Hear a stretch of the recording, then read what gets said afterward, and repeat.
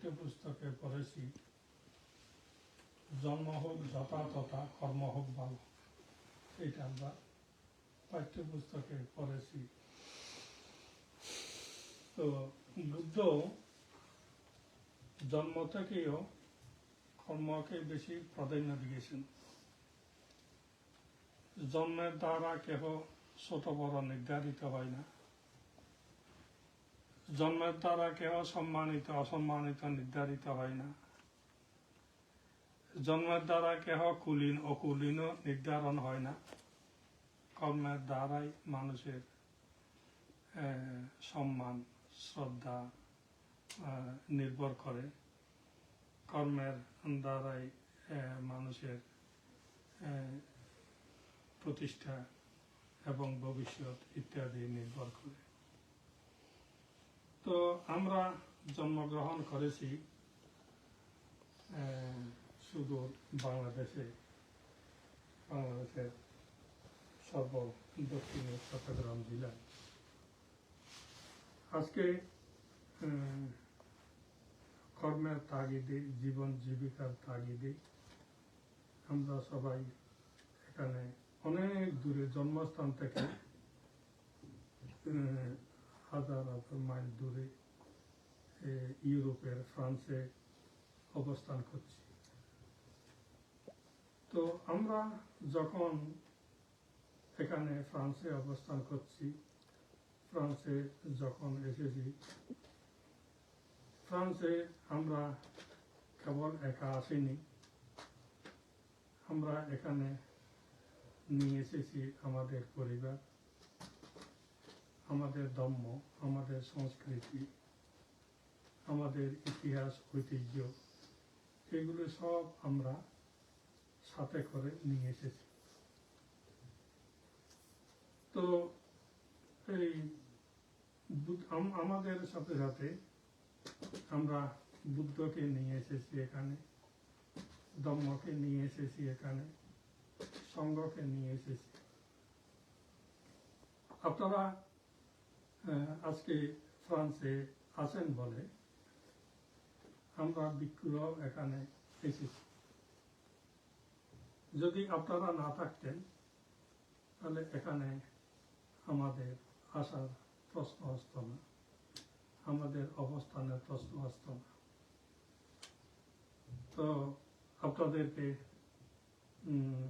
আশ্রয় করে আপনারা আমাদেরকে শত্রু প্রত্যয় দিয়ে আশ্রিত করেছেন, অন্ন বস্ত্র বাসস্থান ওষুধপত্র ইত্যাদি দিয়ে।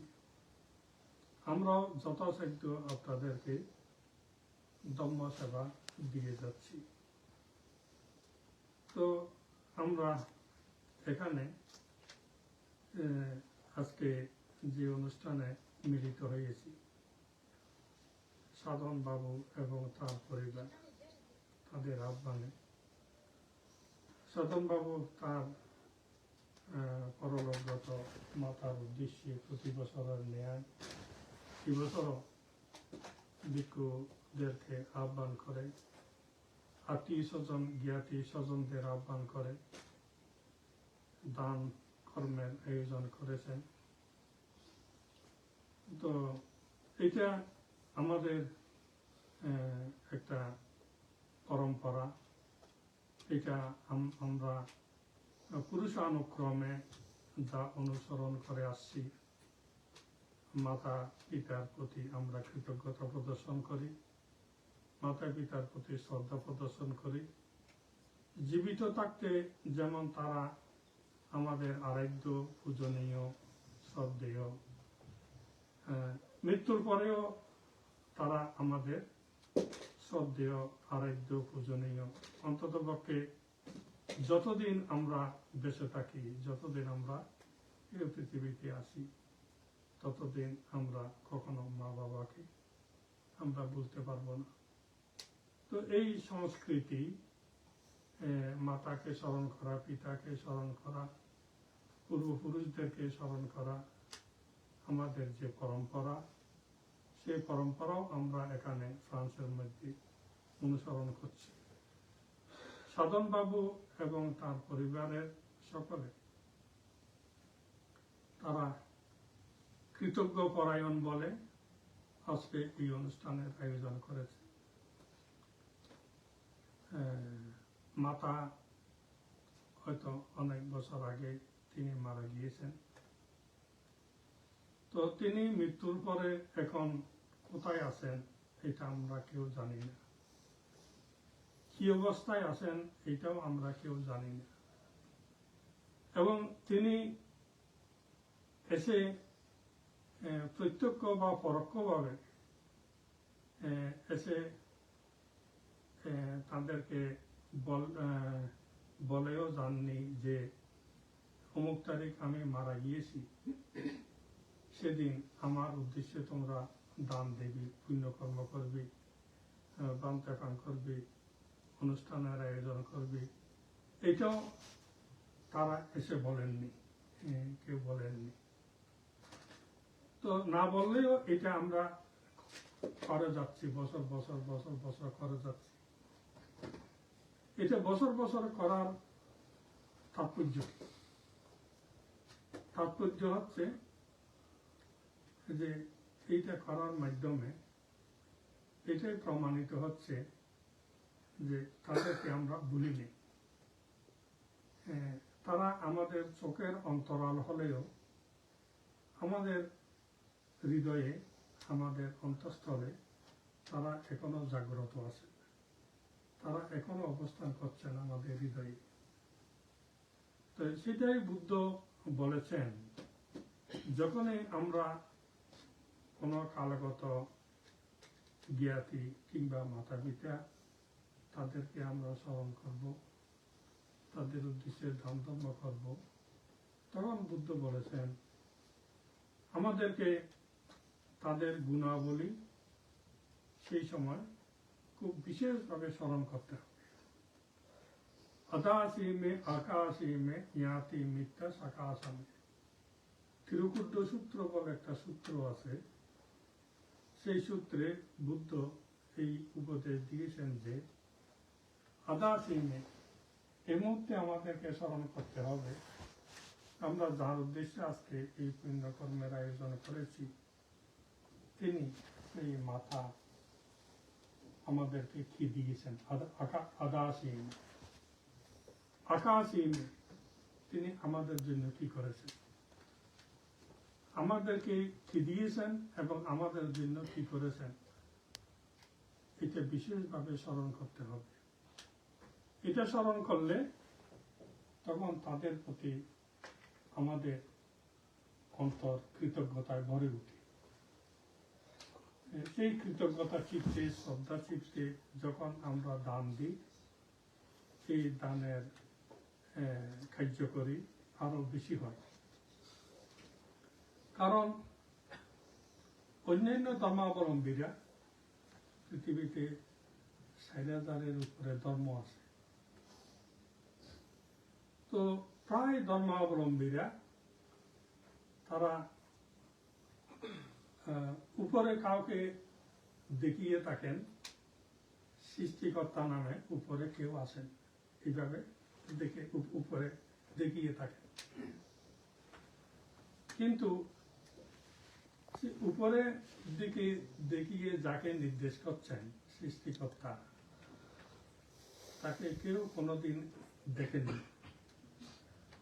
এবং তিনি আদৌ কোথায় আছেন কেউ প্রমাণও দিতে পারেননি। কেবল লোকের একটা বিশ্বাস, তিনি আমাদেরকে সৃষ্টি করেছেন, তিনি আমাদেরকে রক্ষা করছেন, তিনি আমাদেরকে পালন পোষণ করছেন, এটা মানুষের একটা বিশ্বাস। সেজন্য লোকে ঈশ্বরকে স্মরণ করেন, ভগবানকে স্মরণ করেন, সৃষ্টিকর্তাকে স্মরণ করেন। তো এগুলো অনেকটা কাল্পনিক, কল্পনা মাত্র, কাল্পনিক। কিন্তু বুদ্ধ সৃষ্টিকর্তাকে স্বীকার করেছেন, বুদ্ধ সৃষ্টিকর্তার কথা বলেছেন, সৃষ্টিকর্তার প্রতি শ্রদ্ধা, সম্মান, কৃতজ্ঞতা প্রদর্শন করতে বলেছেন। তবে বুদ্ধ যাকে সৃষ্টিকর্তা নির্দেশ করেছেন, সেই সৃষ্টিকর্তা এবং অন্যান্যদের সৃষ্টিকর্তার মধ্যে অনেক পার্থক্য আছে। পার্থক্য কি? আমরা প্রত্যক্ষ সৃষ্টিকর্তাকে বিশ্বাস করি, কোন কাল্পনিক সৃষ্টিকর্তাকে আমরা বিশ্বাস করি না। প্রত্যক্ষ সৃষ্টিকর্তাকে আমাদের মা বাবা, প্রত্যেকের মা বাবা প্রত্যেকের সৃষ্টিকর্তা। এটা প্র্যাকটিক্যাল। যদি মা বাবা না হতেন তাহলে আমাদের অস্তিত্ব থাকতো না, আমরা এই পৃথিবীতে আসতাম না। তাহলে এই পৃথিবীতে আমাদেরকে এনেছেন আমাদের মা বাবা, কাজে তারা আমাদের সৃষ্টিকর্তা। এবং যখন থেকে আমরা মাতৃগর্ভে প্রতিসন্ধি গ্রহণ করেছি, মাতৃগর্ভে এসেছি, তখন থেকে শুরু করে ভূমিষ্ঠ হওয়া পরে আমাদেরকে রক্ষা করেছেন মা বাবা। দিন রাত চোখে চোখে চোখে চোখে রেখে আদর স্নেহ করে নানা কিছু থেকে রক্ষা করেছেন, আপদ বিপদ থেকে রক্ষা করেছেন। কোনো ভগবান আসেননি আমাদেরকে রক্ষা করতে, মা বাবা আমাদেরকে রক্ষা করেছেন। রাত জেগে বিনিদ্র রজনী যাপন করে অসুখে বিসুখে নানা ভাবে আমাদেরকে রক্ষা করেছেন আমাদের মা বাবা। যদি আমরা যখন অবোধ ছিলাম, সেই সময় মা বাবা যদি সামান্যতম কর্তব্যের অবহেলা করত, তাহলে আমাদের পক্ষে বেঁচে থাকা সম্ভব হতো না, আমরা মরে যেতাম। তাহলে এই সারাক্ষণ 24 ঘন্টা চোখে চোখে রেখে আমাদেরকে রক্ষা করেছে মা বাবা। কাজেই মা বাবা রক্ষা করতে, মা বাবা কেবল সৃষ্টিকর্তা নয়, মা বাবা রক্ষা করতে। তো এর মধ্যে একটা মুখ দিয়েছেন যিনি, আহার দিবেন তিনি, একটা কথা বলে। তো মা বাবা আমাদেরকে সৃষ্টি করেছেন, মা বাবারে আমাদেরকে সবকিছু দিয়ে রক্ষা করছে। এবং মা বাবা হচ্ছেন পালন কর্তা।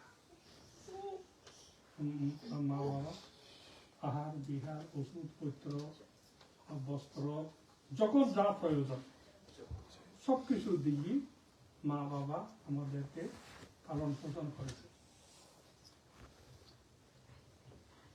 সকলের মা বাবা তারা আপ্রাণ চেষ্টা করেন, নিজে যত ভালো কাপড় চোপড় পরেননি ছেলে মেয়েদেরকে তার থেকে উন্নত কাপড় চোপড় দিতে মা বাবা চেষ্টা করেছে। নিজেরা ভালো কিছু পেলে না খেয়ে তার সন্তানদেরকে ছেলে মেয়েদেরকে খাইয়েছেন। নিজেরা যতটুকু লেখাপড়া করার যোগ্যতা অর্জন করেননি তার থেকেও বেশি লেখাপড়া শিখিয়ে মা বাবারা ছেলে মেয়েদেরকে যোগ্যতা অর্জন করিয়েছেন। কাজেই তারা আমাদের পালন করতেন। তো মা বাবা আমাদের সৃষ্টিকর্তা, মা বাবা আমাদের রক্ষাকর্তা, মা বাবা আমাদের পালন কর্তা। তো হিন্দু ধর্মে বিশেষ করে ওরা ট্রিনিটির কথা বলে, ট্রিনিটি, তৃতীয়বাদ, ব্রহ্মা বিষ্ণু মহেশ্বর।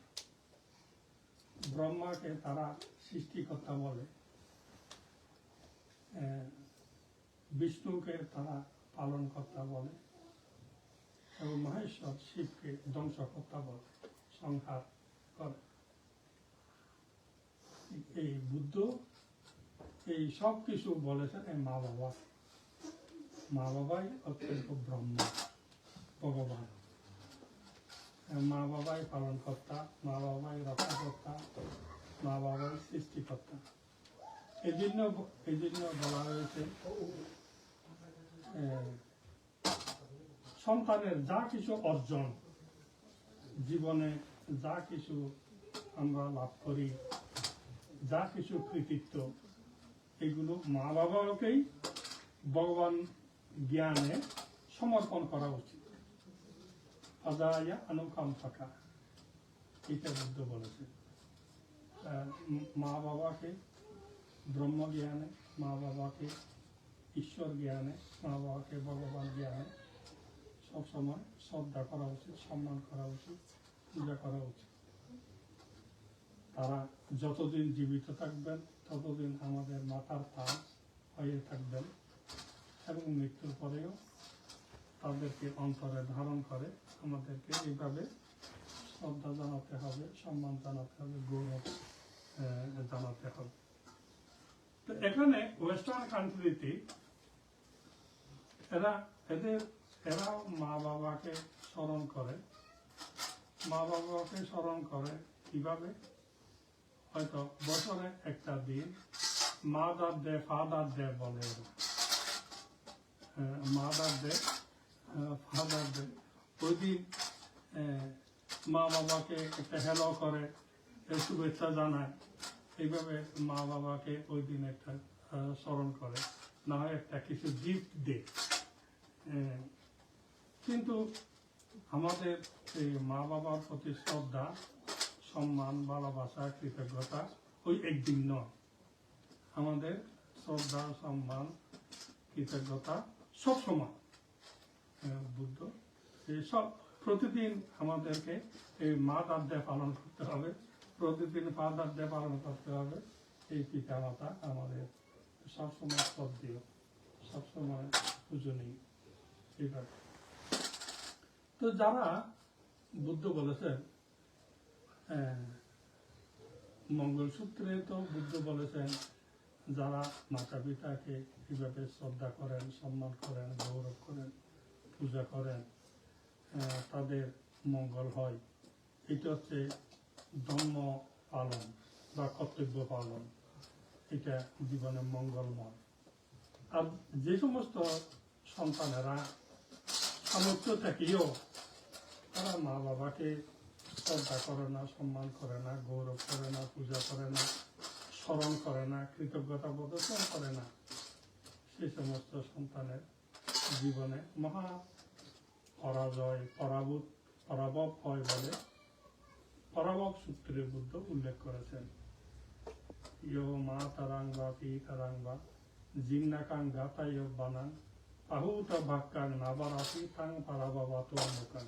বুদ্ধ বলেছেন যে মানুষের যে পরাজয় হয়, মানুষের জীবনে যে অবনতি হয়, তা হয় সামর্থ্য থাকার পরেও বৃদ্ধা মা বাবাকে যারা সম্মান করবে না, গৌরব করবে না, শ্রদ্ধা করবে না, বরণ পোষণ করবে না, তাদের প্রতি কৃতজ্ঞতা প্রদর্শন করবে না, সেই সমস্ত সন্তানের জীবনে মহা অভিশাপ নেমে আসবে, পরাজয় হবে।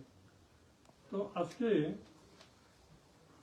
সাধন বাবু এবং তার সহধর্মিণী, তার পরিবারস্থ সকলে তারা প্রতি বছরের মতো এবছরও মাতাকে স্মরণ করে এই পুণ্য কর্মের আয়োজন করেছে। আমরা যখনই মার কথা বলি, বাবার কথা অটোমেটিক্যালি সেখানে চলে আসে। বাবার কথা বললে সেখানে মার কথা চলে আসে। বাবা মা এই দুজন অবিচ্ছেদ্য, অভিন্ন, সেইভাবে আমাদেরকে দেখতে হবে। যদিও বা শাস্ত্রে মাতাকে পিতার উপরে স্থান দেওয়া হয়েছে। শাস্ত্রে পিতা অপেক্ষা মাতাকে শ্রেষ্ঠ বলা হয়েছে। কি কারণে? দুইটা কারণে পিতা অপেক্ষা মাতা শ্রেষ্ঠ। সেই শ্রেষ্ঠত্ব কি? গর্ভধারণ পোষণার্থ। মা সন্তানকে গর্ভধারণ করে, সেই গর্ভধারণ পিতার দ্বারা সম্ভব নয়। মা গর্ভধারণ করে এবং এই সন্তানকে গর্ভে রেখে 10 মাস পর্যন্ত পালন পোষণ করে। এতে কিরকম যে একটা কষ্টকর কষ্টসাধ্য বর্ণনা। যদি কারো পেটের মধ্যে একটা ইট বেঁধে দেয়, এই ইট বাঁধা অবস্থায় 1 মাস হাঁটতে পারবে না, কষ্ট লাগবে। কিন্তু মা 10 মাস এই সন্তানকে ধারণ করে এবং এই সন্তান জন্মগ্রহণের পরে 3 বছর পর্যন্ত অন্তত নিজের স্তন্য দান করেন, রক্ত পান করা। এটাও পিতার দ্বারা সম্ভব নয়। এই জন্য এই দুইটা কারণে পিতা অপেক্ষা মাতার শ্রেষ্ঠ। আগের দিনে আমরা দেখতাম অনেক মায়েরা এই সন্তান প্রসব করতে গিয়ে মৃত্যুবরণ করেছে। আগের দিনে আমরা শুনতাম, দেখতাম অনেক মায়েরা, মা বোনেরা সন্তান প্রসব করতে গিয়ে মৃত্যুবরণ করেছে। তো জীবনের রিস্ক নিয়েও মায়েরা আমাদেরকে এই দুনিয়াতে এনেছে, দ্বিধাবোধ করেননি, পিছপা হননি। জীবনের বিনিময় হলেও আমি সন্তানকে পৃথিবীতে আনব। কাজে এই মায়ের ঋণ সেই জন্য শোধ করা যায়। যারা জীবনের রিস্ক নিয়েও আমাদেরকে এই সংসারে এনেছেন, ত্যাগ স্বীকার করে, কষ্ট স্বীকার করে, যন্ত্রণা বিদ্ধ হয়ে তারা আমাদেরকে এনেছে। কাজেই সে মায়ের মতো ভগবান আর কেউ নেই। আমরা ছোটকালে একটা গান শুনেছিলাম দেশে, সেই গানটা অনেক প্রচলন ছিল তখন। বলতো, মায়ের এক না দুধের দাম, খাটিয়া গায়ের সাম, ফাপস বানাইলে মায়ের ঋণ শোধ হবে না, এমন দরদি হবে আর কেউ হবে না। এই গানটা আমরা দেশে শুনতাম আগে। কেন মায়ের যে গুণ, মায়ের ত্যাগের কথা একটু ফুটে উঠেছি। তো আজকে সাধন বাবু এবং তার পরিবারস্থ সকলে সেই অপত্য স্নেহ যিনি ধারণ করেন, মার উদ্দেশ্যে আজকে ভিক্ষু সংঘকে আহ্বান করে এই দান দিচ্ছেন। তো আমরা নিশ্চিত নয় তিনি আদৌ এই দান পাচ্ছেন কিনা বা পাবেন কিনা, এটা আমরা নিশ্চিত নয়। তথাপি মার প্রতি যে তার ভালোবাসা, মার প্রতি যে তার শ্রদ্ধা, মার প্রতি যে তার কৃতজ্ঞতা, মাকে যে ভুলেননি, এটা হচ্ছে তার উৎকৃষ্ট প্রমাণ। এবং বুদ্ধ বলেছেন, অন্তত আমরা যতদিন বেঁচে আছি ততদিন আমরা মা বাবাকে ভুলতে পারবো না। মা বাবাকে এইভাবে আমাদেরকে স্মরণ করতে হবে, শ্রদ্ধা করতে হবে। কারণ আমি যে বেঁচে আছি, আমার শরীরে যে রক্ত প্রবাহিত হচ্ছে, এগুলো মা বাবার দেওয়া। আমার হৃদয়ে যে স্পন্দন হচ্ছে, এইটাও মা বাবার দেওয়া। কাজে আমাদের অঙ্গ প্রত্যঙ্গে, শরীরে সর্বাঙ্গে মিশ্রিত হয়ে আছে মা বাবা। কাজে সেইটা আমাদেরকে সবসময় স্মরণ করতে হবে। তো ভগবানকে যেমন লোকেরা সবসময় কৃতজ্ঞতা জানায়, যদিও বা ভগবান আছে কি নাই সেটা নিশ্চিত নয়, দেখেও না। আমাদের প্রত্যেকের ভগবান হচ্ছে মা বাবা। কাজে মা বাবার প্রতি সবসময় কৃতজ্ঞতা, মা বাবার প্রতি সবসময় শ্রদ্ধাবোধ আমাদের থাকা একান্ত উচিত। আজকে আপনারা সকলকে আহ্বান করে এই পুণ্যকর্মের আয়োজন করেছেন। বুদ্ধ এটাকে উত্তম পুণ্যকর্ম বলে, মঙ্গল কর্ম বলে অভিহিত করেছেন। আজকে সাধনবাবু তার পরিবারস্থদেরকে নিয়ে এই অনুষ্ঠান সম্পন্ন করতে পারতেন, কিন্তু তিনি তাদের মধ্যে কেবল সীমাবদ্ধ রাখেননি, আত্মীয় স্বজন, জ্ঞাতি, বন্ধু বান্ধব যারা ফ্রান্সের মধ্যে এখানে অবস্থান করছেন সবাইকে আহ্বান করেছেন, সকলে এখানে উপস্থিত হয়েছেন। এটার মধ্যে দিয়ে আমরা পরস্পরের প্রতি জ্ঞাতি সূত্রে আবদ্ধ হই, আত্মীয়তা সূত্রে আবদ্ধ হই, মৈত্রী সূত্রে আবদ্ধ হই, ভাতৃত্ব সূত্রে আবদ্ধ হই এবং আমাদের পরস্পরের সম্পর্কটা আরো বেশি গভীর হয়, পরস্পরের সম্পর্কটা আরো বেশি সুদৃঢ় হয়। এই জন্য বুদ্ধ ইহাসা কানাইসা সাংঘাত জ্ঞাতি গণের একত্রিত হওয়া, সম্মিলন হওয়া, এটাকে বুদ্ধ উত্তম মঙ্গল বলেছে। আজকে সকালে উপস্থিত হয়ে এই পুণ্যকর্মে আপনারা অংশগ্রহণ করেছেন। এই পুণ্যফলের প্রভাবে আমরা কামনা করব, প্রার্থনা করব, উপাসিকা যেখানেই থাকুন না কেন, যে অবস্থায় থাকুন না কেন, আমাদের এই সম্মিলিত পুণ্য রাশি তিনি লাভ করুক। এই পুণ্য রাশির প্রভাবে তিনি দুঃখমুক্ত হোক, নির্বাণ সাক্ষাতের হেতু হোক এবং এই পুণ্য ফলের প্রভাবে আমরা এখানে যারা আত্মীয় স্বজন, বন্ধু বান্ধব রূপে উপস্থিত হয়েছি, সকলে এই পুণ্য প্রভাবে আপদ বিপদ, ভয়, অন্তরায়, দুঃখ, রোগ ইত্যাদি থেকে মুক্ত হয়ে যাতে সুখে শান্তিতে জীবন যাপন করতে পারি, নিরোগ দীর্ঘায়ু লাভ করতে পারি এবং অন্যান্য আত্মীয় স্বজন যারা আছেন, যেখানে আছেন, সকলে পুণ্যরাশি লাভ করে সুখী হোক, দুঃখমুক্ত হোক এবং সকলে নির্বাণ শান্তির অধিকারী হোক, বিশ্বের সকল প্রাণী সুখী হোক, শান্তি লাভ করুক, এই কামনা করে প্রত্যেকে 3 বার সাধুবাদ।